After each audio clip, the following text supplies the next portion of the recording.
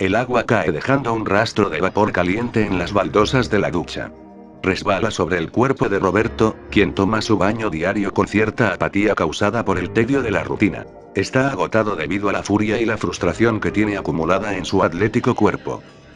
Sandra, su novia, aún dormita en la cama de 2 plazas que satura la alcoba con espacio innecesario. Él no puede creer lo que la noche anterior se mencionó en un programa televisivo de alta audiencia. El hipnotismo es una farsa. Quienes aseguren poder hipnotizar a alguien, serán recompensados en efectivo. En esos momentos había deseado romper la televisión, pero un rayo de lucidez le dijo que evite entrar en más gastos de los que ya tenía. La mueca sardónica de los presentadores del programa era lo que le irritaba más, incluso más que los comentarios hirientes a su profesión de hipnotizador. Pero muy en el fondo, él les dio la razón. El hipnotismo ya no es lo que era en tiempos de su padre, gran psíquico. Ahora todo el mundo desconfiaba del arte negro, ya sea por incredulidad o por auténtico temor impuesto por la opresión religiosa de nuestra era. Le resultaba imposible conseguir un trabajo decente en el medio social donde se desenvolvía, por lo que tuvo que decirle que sí a un imbécil que confundió el término psíquico con el de mago para fiestas. Ahora sus presentaciones se reducían a insulsos numerillos en cumpleaños de niños ridículos que se burlaban de su traje y trucos sencillos. Cuanto hubiese dado por demostrar el verdadero y deslumbrante poderío del oscuro arte ante los ojos de esos mocosos malcriados, hubiese podido dominar sus mentes hasta el extremo de que se vuelvan contra sus tacaños padres y los golpeen con sus pequeñas sillas de madera, o podía haber hecho que se ahoguen en gaseosa, en fin, tantas dulces posibilidades de conseguir la gloria. Pero su maldito sentido común siempre se lo impedía y le obligaba a terminar el acto para luego recibir un mísero salario acompañado de duras críticas de familiares y amigos metiches de los padres del homenajeado.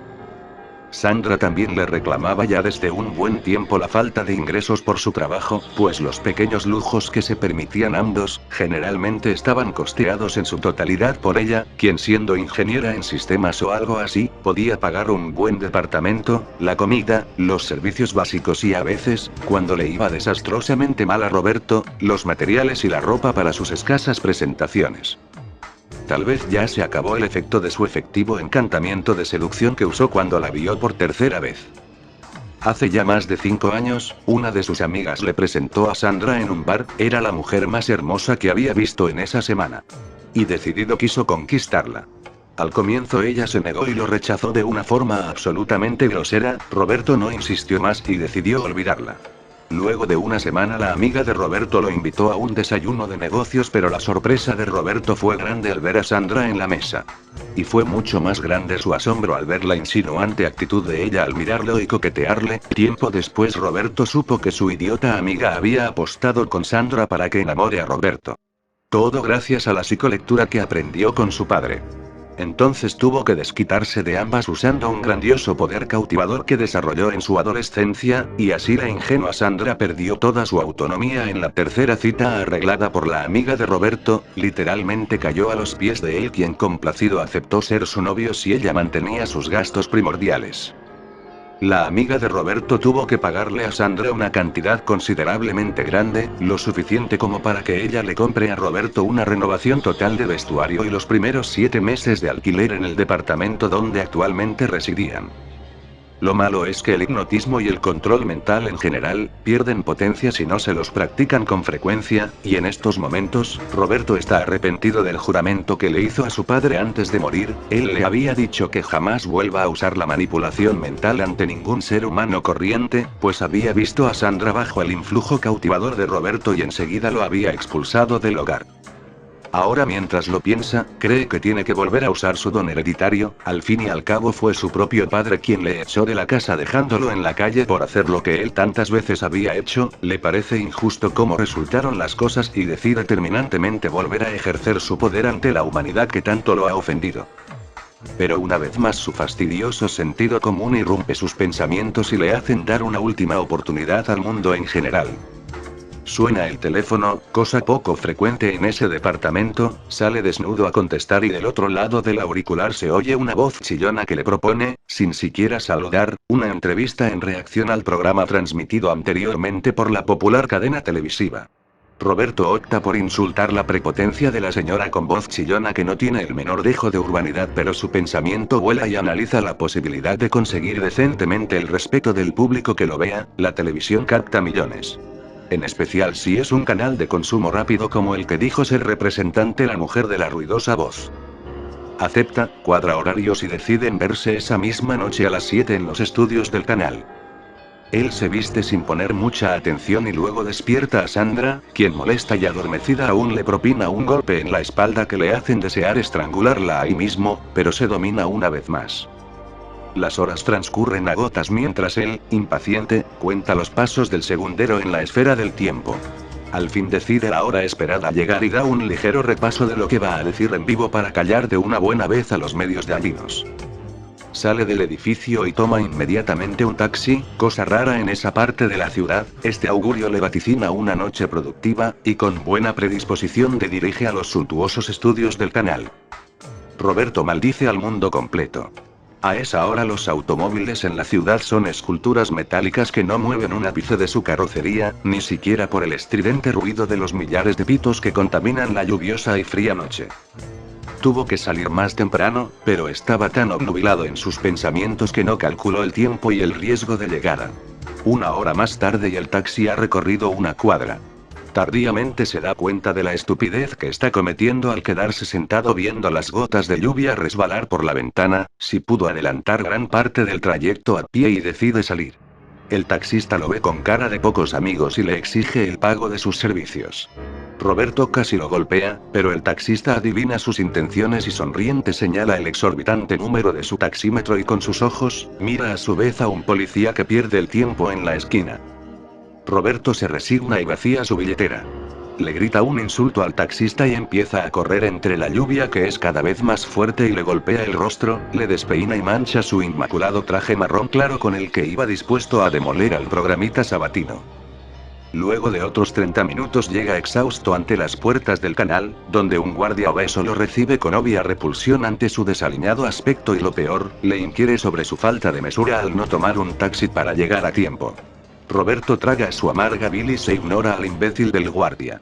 Lo que le importa ahora es llegar lo más pronto posible al estudio, disculparse y empezar a defender su honor ultrajado.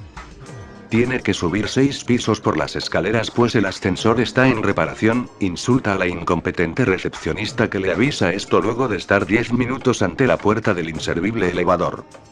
Al fin llega y es recibido por una serie de reclamos airados por parte de los productores del canal que entre otras cosas, mencionan la cantidad que le debe al canal por el tiempo perdido y ocupado en transmitir anunciantes. De nada sirven las disculpas. Y para colmo la mediocre asistente de maquillaje se pasa otros minutos más criticando su desastroso aspecto y quejándose de que no podrá hacer nada por él. El director decide que pase como esté pues en 3 segundos estaban al aire. Lo empujan hacia el incómodo sillón de plástico que armoniza con el sobrio decorado del set y los presentadores lo acribillan con preguntas, críticas a su aspecto y sarcasmos poco simulados sobre las respuestas poco coherentes que él emite. En toda esa confusión, Roberto ha olvidado todo lo que pensó decir y tartamudea ante las cámaras. La tortura se hace interminable. Él ya no soporta la humillación a la que los presentadores le someten y tampoco soporta las ofensivas llamadas del público ignorante y cruel que a cada momento timbra y es contestado por los sonrientes presentadores quienes lejos de censurar las groserías que se gritan desde la línea, las aplauden divertidos. Pero todo llega a su punto más álgido cuando una señorita llama, su voz es dolorosamente familiar ante los oídos de Roberto. Es Sandra. Pide hablar directamente con él, los presentadores la complacen, y ella ni corta ni perezosa revela su identidad a la audiencia y en vivo le reclama a Roberto sobre el ridículo que está haciendo ante cámaras y le exige que inmediatamente vaya a la casa. Los presentadores se desternillan de la risa y luego de esta fatal llamada solo llegan unas 3 más que cuestionan la sexualidad de Roberto y sugieren su condición de mantenido y parásito social. Roberto ya no oye absolutamente nada, la llamada de Sandra terminó por derrumbar los últimos cimientos de su dignidad, entonces el sentido común de Roberto es apuñalado por la sed de venganza que despierta furiosa y reclama dominio en su mente. Su expresión se torna sonriente. Los presentadores luego de haberse reído, se dan cuenta de la insólita sonrisa de su víctima y le preguntan irónicamente el motivo de su buen humor. Él tiene la mirada en el vacío absoluto y simplemente se limita a invitar cordialmente al público televidente, y al público en general, a una demostración de hipnotismo al aire libre y de convocatoria masiva, sin costo, programada para el día siguiente en el parque más amplio de la ciudad. No hay dónde poner un pie, la gente está abarrotada en todos los rincones posibles del amplio parque, hombres y mujeres de todas las edades, niños y niñas, jóvenes de todo tipo. Todos están en ese espacio que ahora resulta corto para tan grande espectáculo. Los niveles de rating del día anterior batieron récords. El pobre hombrecillo humillado por su novia ante cámaras es un espectáculo mucho mejor que el deporte televisado y ahora en busca de redención, el insignificante hipnotizador intentará montar un espectáculo para salvar algo de dignidad. La multitud es despiadada y tiene enormes carteles con crueles frases y salvajes insultos al hombre. Hay de todo, incluso caricaturas a color y en tamaño gigante para que él las vea desde la tarima con parlantes que el canal ha costeado solo para esta presentación. Previo al espectáculo del hipnotizador, se han presentado varios artistas del gusto popular y en todo el parque hay lugares de expendio de comidas ligeras y de souvenirs con caricaturas insultantes del hipnotizador. También hay un lugar donde venden la grabación completa del bochornoso programa de ayer, es el lugar más concurrido. Al fin llega la hora tan esperada, la multitud está delirante y ansiosa. Reina el silencio cuando pasa una lujosa limusina entre los concurrentes. Ahí llega sin duda el hombrecillo que hipnotiza. Roberto sale del auto que le fue a retirar de su casa en la mañana, no puso objeción, es la primera vez que viaja en limusina. Adentro de la misma estaban los productores y el director del programa de ayer donde su vida cambió y lo recibieron afectuosamente, le entregaron un maletín repleto de dinero, es su comisión por hacer millonario al canal en una noche, le explicaron. Él no había oído, solo tomó el dinero y ahora lo aferra a sus amplios pectorales. Antes de que lleguen al parque, ellos le habían dado un traje de mago para que lo use en su demostración, él se lo puso como un autómata. Es un traje de lentejuelas azules sumamente llamativo, y además tiene un sombrero y un conejo de peluche que asoma su carita por la copa. A él no le importa. Se sube parsimoniosamente a la tarima donde es recibido por los aplausos y chiflidos de los artistas que se habían presentado previamente y de la enorme masa humana que puebla el gran parque.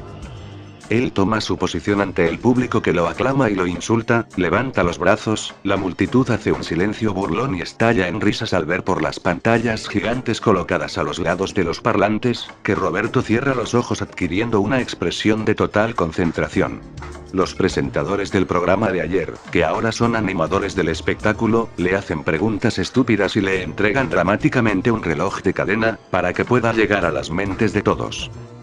Roberto abre los ojos, súbitamente la multitud calla, no es un silencio burlón ni respetuoso, es un silencio sepulcral. Ni siquiera un pájaro se escucha en esa vastedad. Roberto ha saboteado la mente de todos y cada uno de los concurrentes, ellos pierden el brillo de sus pupilas y adquieren un rictus de absoluta perplejidad. Roberto les habla en su pensamiento, en la primera fila está Sandra, con una expresión de idiota como los demás, como ahora él disfruta de ese glorioso momento. Les habla despacio, da órdenes precisas y concretas a cada cerebro presente. Ellos se empiezan a mover a la vez, pausada y ordenadamente, desalojando el parque segundo tras segundo. Y dejando tras sí la huella de basura propia de la civilización. La masa humana se dirige por la avenida más grande en perfecta alineación hacia un destino por ahora incierto, son las 11 de la mañana. Las pocas personas de la ciudad que no asistieron a la masiva convocatoria ignoran lo que pasa en las calles, pues están todas coincidencialmente dormidas en sus hogares. Muchas de ellas están dormidas mientras el gas fluye por una llave abierta. Mientras tanto, la enorme masa sigue y sigue infatigable su camino por horas hasta salir de la ciudad hacia las montañas circundantes. La fila se alarga más debido a la estrechez de la calle que surca la montaña. Han llegado hasta el puente que une ambos extremos del gran precipicio limitante entre dos regiones fronterizas. Encabezada por Roberto, la multitud sin voluntad empieza a cruzar el largo puente. Roberto llega al otro extremo y se da la vuelta, la fila se detiene, él los mira con satisfacción y odio y, los que están por el momento en el puente, se arrojan de lado hacia las afiladas piedras de la cima, donde el ojo no alcanza de ver el fondo. Y así lentamente avanza la multitud que espera del otro extremo del puente hacia su muerte inconsciente en las piedras donde nadie los buscará. Ya cae la noche cuando los últimos se arrojan al vacío.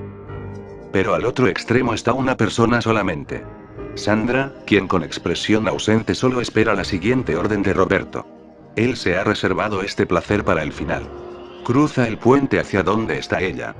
Pero el desgastado puente, luego de recibir los millones de pasos durante todo el día, no soporta un peso más y se desploma llevándose consigo el grito furibundo del hipnotizador al fondo del abismo mientras los billetes caen como opacas mariposas hacia indistintos lugares transitados por el viento de las montañas. Sandra se queda en trance, días y días, su piel se agrieta y sus ojos se secan debido a la falta del esencial parpadeo. Su cuerpo apenas se mueve por los embates del céfiro y de las tormentas, pero mantiene la última posición en la que le dejó Roberto al caer. Ahora solo es un vulgar alimento para los escuálidos buitres que la visitan.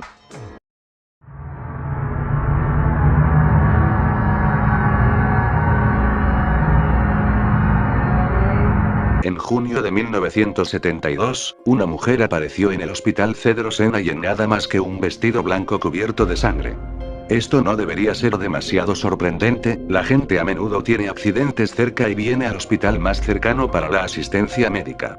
Pero había dos cosas que causaron a la gente el deseo de vomitar y escapar de terror. El primero, es que ella no era exactamente un humano. Era algo parecido a un maniquí, pero tenía la destreza y la fluidez de un ser humano normal. Su cara, era tan impecable como los maniquíes, sin cejas ni maquillaje. La segunda razón por la cual la gente vomitaba o escapaba de terror, es que ella tenía un gatito apretado en medio de sus dientes, sus mandíbulas apretaban de una manera tan fuerte al pequeño gatito al punto donde ningunos dientes podrían ser vistos, la sangre salía a chorro hacia afuera sobre su vestido y en el piso. Ella entonces lo sacó de su boca, lo abandonó y se desmayó. A partir del momento ella fue tomada a un espacio de hospital y limpiada antes de ser preparada para la sedación, ella se mostraba completamente tranquila, inexpresiva e inmóvil. Los doctores lo habían pensado mejor refrenarla hasta que las autoridades pudieran llegar y ella no protestó. Ellos eran incapaces de conseguir cualquier clase de respuesta de ella y la mayor parte de empleados se sintieron demasiado incómodos para mirar directamente a ella por más que unos segundos. Pero cuando el personal intentó darle el calmante, ella se defendió con la fuerza extrema. Dos miembros de personal que la dominaban con su cuerpo se elevaron encima de la cama para sostenerla, su expresión estaba en blanco. Ella giró sus ojos impasibles hacia el doctor masculino e hizo algo insólito. Ella rió. En cuanto lo hizo, la enfermera gritaba y quedando en shock se desmayó, ya que en la boca de la mujer no eran dientes humanos, solo unos puntos largos y agudos. Era demasiado el tiempo que la mujer tenía los dientes, así que al incrustárselos en sus labios no sentía ningún dolor. El doctor la miró fijamente durante un momento antes de la petición. ¿Qué mierda es usted? Ella se liberó de los doctores que aún la sostenían espantados, todavía sonriendo. Había una pausa larga, la seguridad había sido alertada y podría ser oída bajando el vestíbulo. Como ella los oyó, se lanzó adelante, hundiendo sus dientes en el cuello del doctor, arrancando su yugular y dejándole caerse al piso, muriéndose sobre el piso, él se ahogó sobre su propia sangre. Ella se levantó, su mirada era peligrosa como la vida descolorida de sus ojos. Ella se inclinó más cerca y susurró en el oído del doctor muerto. Yo soy Dios. Los ojos de los demás doctores llenos de miedo la miraron, ella muy calmada alejándose para saludar a los agentes de la seguridad. Cada vez que alguien mira sus dientes, se convierte en su bocadillo. La enfermera que sobrevivió el incidente la llamó el inexpresivo y nunca más se supo de ella.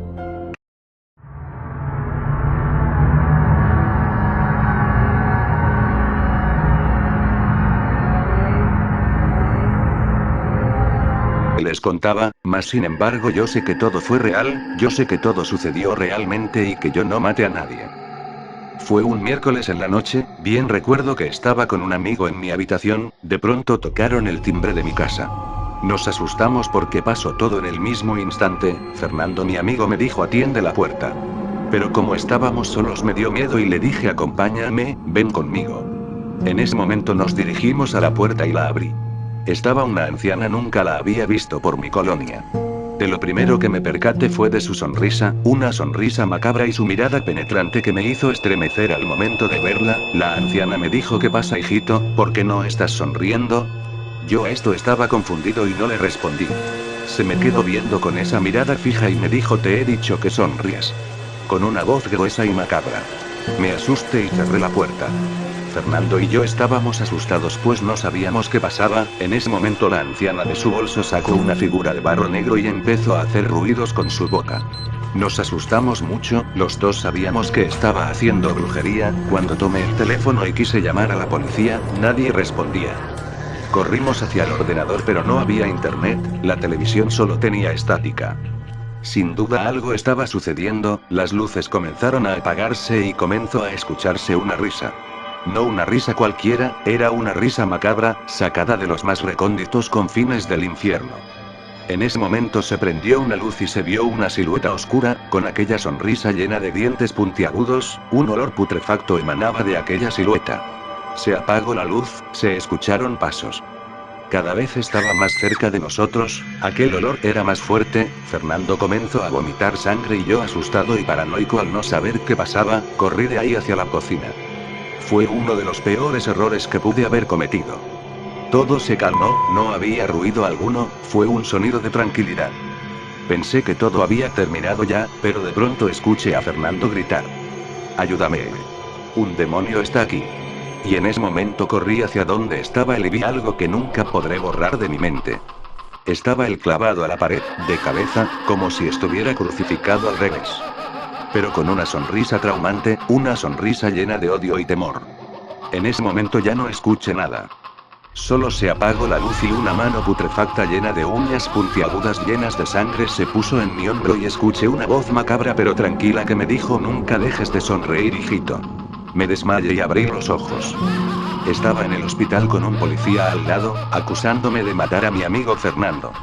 Nadie me cree, solo sé que es verdad.